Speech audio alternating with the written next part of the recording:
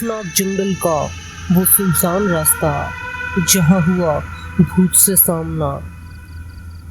यह घटना तब की है जब मैं 10वीं कक्षा में पढ़ता था। हमारे स्कूल ने हमें मैसूर घुमाने का प्रोग्राम बनाया। हमें उस दिन सुबह 10 बजे स्कूल बुलाया था। उस ट्रिप के लिए हमारे स्कूल ने 12 गाड़ियों का आयोजन किया। हमारी गाड़ी सबसे अंत में खड़ी थी। हम सारे लड़के लड़कियां गाड़ी में बैठ गए। कुछ ही देर में फिर गाड़ी रवाना हो गई। हम सारे लोग रास्ते में गाते गुनगुनाते हंसते खेलते जा रहे थे। हमको रास्ते में घने जंगल से गुजरना पड़ा।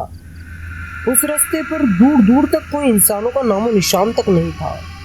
उस रास्ते से गुजरते वक्त मुझे अजीब सी घुटन महसूस हो रही थी। हमारी गाड़ी उस रास्ते से गुजरते वक्त जंगल के बीच में अचानक पंचर हो गई। हमारी गाड़ी को वहीं रोकना पड़ा। हमारी मैडम ने हमें गाड़ी से नीचे उतरने को कहा। हम सारे लोग गाड़ी से नीचे उतर गए।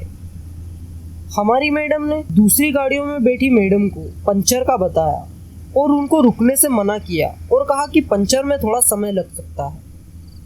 नीचे उतरने के बाद ड्राइवर ने हमें बताया कि यहाँ से 200 मीटर की दूरी पर एक छोटा सा ढाबा है। आप सभी लोग वहाँ जाकर चाय नाश्ता कर लीजिए और मैं गाड़ी का टायर बदल कर आता हूँ। हमारी मैडम बस के पास खड़ी रही और हम सभी लोग पैदल चल पड़े। वो जंगल इतना घना था कि केवल जंगली जानवरों की आवाज़ सुनाई दे रही थी। सभी उस ढाबे पर पहुँचे। वहाँ एक बूढ़ा सा आदमी चाय बना रहा था। उसे देखकर हमें बड़ा अजीब सा लगा। मैंने उससे नजरें हटा ली। हम सभी लोग वहां पर चाय पी रहे थे। तभी थोड़ी देर में वहां जोर से किसी औरत की चीखने की आवाज सुनाई। ऐसी आवाज सुनकर सारी लड़कियां बहुत बुरे तरीके से डर गई। तभी वो बूढ़ा आदमी लंगड़ाता हुआ जोर से जंगल की ओर भागा। तभी वहां पर एक लड़की को उल्टियां होने लगी। हमने तुरंत मैडम को फोन लगाया, लेकिन फोन पहुंच से बाहर बता रहा था। हम सभी उस जगह पहुंचे जहां बस खड़ी थी। जब हम वहां पहुंचे तो हमारे होश उड़ गए। बस कहाँ गायब हो गई। हम सभी बुरी तरीके से डर गए। हम सब उसी ढाबे पर चले गए।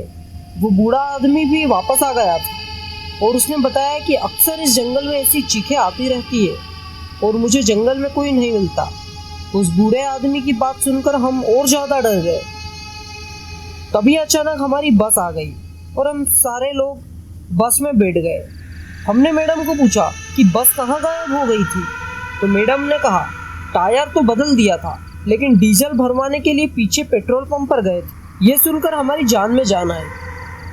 हम सब लोग उस बूढ़े आदमी को बाय बाय कर रहे थे। थोड़ी देर चलने पर मैंने जैसे ही पीछे मुड़कर देखा तो वो ढाबा पूरी तरीके से धंस गया था। और जब ये बात मैंने ड्राइवर को बताई तो ड्राइवर ने गाड़ी मोड़कर उस ढाबे पर ली। गाड़ी से नीचे उतरकर देखा तो ढाबा पूरी तरह नष्ट हो गया था, लेकिन वो बूढ़ा आदमी गायब था और कहीं नजर नहीं आया। हम सभी फिर से बस में बैठकर रवाना हो गए। मैं गाड़ी में पीछे की तरफ ही देख रहा था और मुझे उस ढाबे के पास पेड़ के पत्तों से लहराती सफ़ेद आकृतियाँ दिख रही थी। तभी ड्राइवर ने बताया कि इस जंगल में हमेशा कुछ अजीब घटनाएं होती रहती हैं जिसकी असलियत कोई नहीं जान पाया है। और हम सुरक्षित मैसूर पहुंच गए। हेलो गाइस, तो कैसी लगी आपको ये स्टोरी? कमेंट करके ज़रूर बताएं। लाइक एंड सब्सक्राइब करके डरते रहें और शेयर करके डराते रहें। Keep watching and make your Saturday night scared full.